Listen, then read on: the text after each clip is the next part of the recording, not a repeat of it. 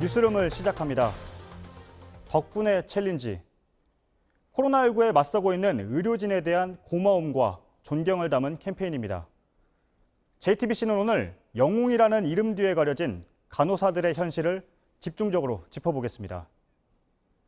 선별진료소가 설치된 지역병원 간호사들의 지난달 월급이 반토막이 난 사례가 있습니다.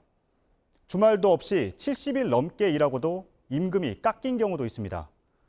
코로나19로 병원이 받은 충격이 방역의 최전선에 있는 간호사들에게 그대로 전달된 겁니다. 먼저 이지은 기자입니다. 월급날은 25일. 5월엔 153만 원이 찍혔습니다. 인천의 한 중소종합병원 3년차 간호사 통장입니다. 원래대로라면 세후 255만 원을 받아야 합니다. 같은 병원 7년차 간호사 통장엔 180만 원이 들어왔습니다. 300만 원에서 40% 깎인 겁니다. 올해 기준으로 최저임금은 월 179만 5천 원입니다. 이 병원은 2월부터 자발적으로 선별진료소를 가동했었습니다. 국민안심이라는 타이틀이 붙었지만 되레 환자는 크게 줄어 경영이 악화됐습니다. 입원 환자도 저희가 85에서 90% 항상 유지하던 것도 60%까지 떨어지고 외래 환자도 그만큼 많이 줄어들고 15억, 17억 정도 됐었던 걸로. 병원 측은 노조와 협의 끝에 지급하지 못한 돈을 6월 중순에 주겠다고 했지만 뾰족한 수는 없습니다. 경기도 시흥의 한 병원도 마찬가지입니다. 3년차 간호사는 세금을 떼지 않은 월급 명세서 기준으로 259만 원을 받았습니다. 30% 가까이 깎인 겁니다. 30년차 간호사는 335만 원을 받았습니다. 그 30%는 한 가정을 꾸려가기 위해서는 상당히 큰 금액인데 구조조정의 상황까지도 내몰릴 수 있다라는 게 현장의 위기감이 좀 돌고 있습니다. 일부는 무급휴직을 받아들여야만 했습니다. 보통 직장인들이 3, 4월에 받게 되는 연차 수당은 내년에 받기로 했습니다.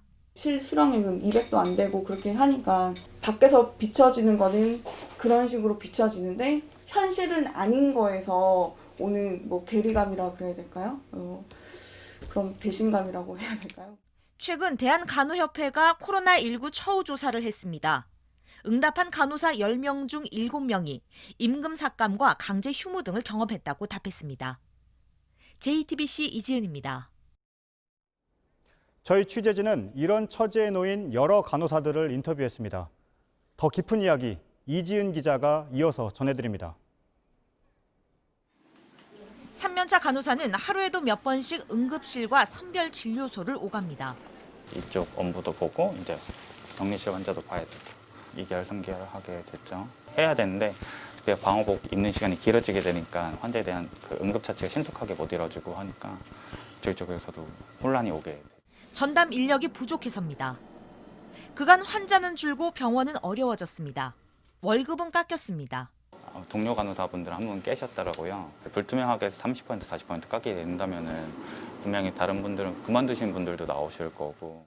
간호사들은 동료가 그만두는 것이 가장 힘든 일이라고 말합니다. 경기도 한 병원의 유일한 감염 전문 간호사 20년차 이모 씨는 주말 없이 72일 연속 근무했습니다.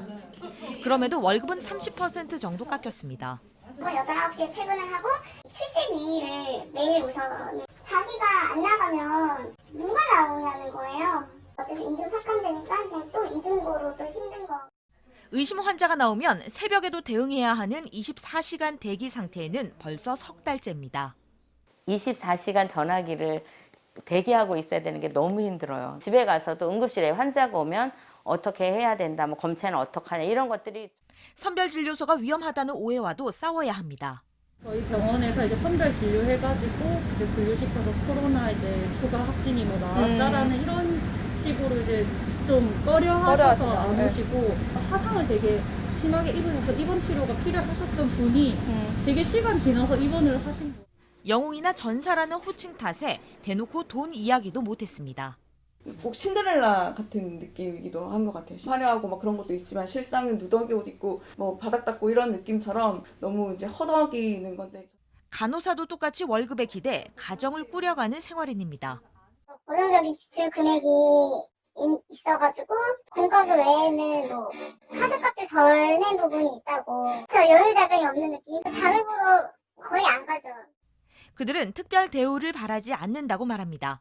특별하게 뭘 덜 해달라는 거는 절대 아닌 거고 다 모두가 어렵기 때문에 지탱할 수 있게는 해야 될 것 같아요. 그러니까 인센티브를 바라거나 막 그런 게 아니라 사람이 살 수는 있게, 장기전을 할 수 있게. JTBC 이지은입니다. 취재진이 접촉한 간호사들은 선별 진료소가 있는 지역의 종합병원에서 일하고 있습니다. 코로나19 사태가 길어지면서 병원 규모가 작을수록 타격이 컸습니다. 그리고 임금이 비교적 낮은 간호사 직군의 충격은 더 깊었습니다. 어환희 기자입니다. 네, 이곳 거제 대우병원은 코로나19가 퍼지기 시작한 지난 1월 말 선별진료소를 만들고 운영해왔습니다. 간호사 등 의료진은 이렇게 공기가 안 통하는 방호복, 고글, 장갑을 끼고 매일 최대 8시간씩 일합니다. 이곳은 공공병원 없는 거제에서 24시간 선별진료소를 운영합니다. 하지만 첫 번째 확진자가 나온 지난 2월 이후 환자 수는 반토막이 났습니다. 환자분들은 아무래도 여기가 확진자가 나온 병원이라고 해서 좀 오시는 거를 두려워하시더라고요. 병원은 5월까지 40억 원 적자를 예상합니다. 일부는 이미 무급 휴직에 들어갔습니다. 선별 진료소를 갖춘 병원은 전국 337곳입니다.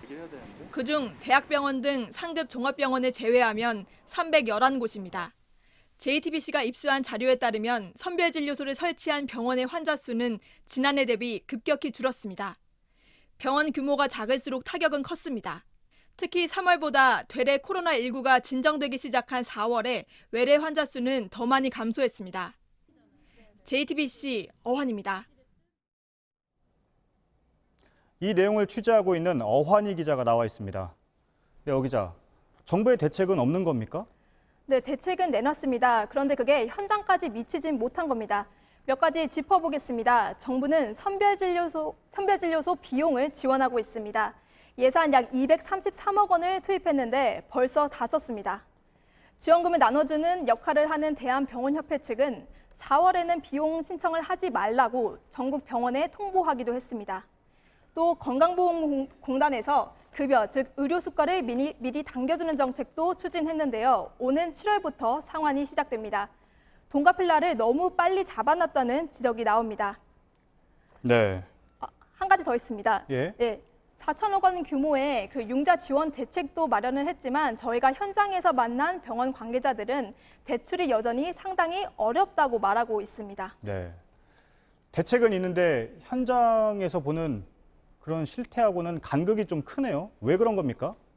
네, 코로나19 초유의 사태가 이어지고 있다는 점부터 얘기해야 할 것 같습니다. 예. 이런 문제를 쉽게 예상하지 못했던 겁니다. 예. 과거 메르스 때의 경험을 기반으로 하고 있었거든요. 메르스 때의 경험을 가지고 세운 예산은 맞지 않을 거다. 턱없이 부족할 거다. 네, 선별진료소가 또 안전하다고만 생각했지 그것이 주는 공포로 환자가 줄 수도 있다는 점은 미리 예상하지 못했던 측면도 있습니다. 그런데 이런 병원들이 방역에 있어서는 매우 중요하잖아요. 네, 제가 거제에 내려가서 여러 병원을 다녀보고 또 전화도 해봤습니다. 가장 오랫동안 24시간 선별진료소를 운영했던 병원도 직접 가봤습니다. 지역 내 확진자 10명 중 4명을 선별하면서 사실상 공공병원의 역할을 해왔습니다. 이 병원은 환자가 급격히 줄자 지난 4월 지역 주민에게 호소문까지 내기도 했습니다.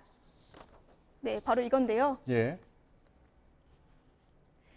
네, 진료 체계를 구축하고 있으니 안심하고 이용해달라는 겁니다.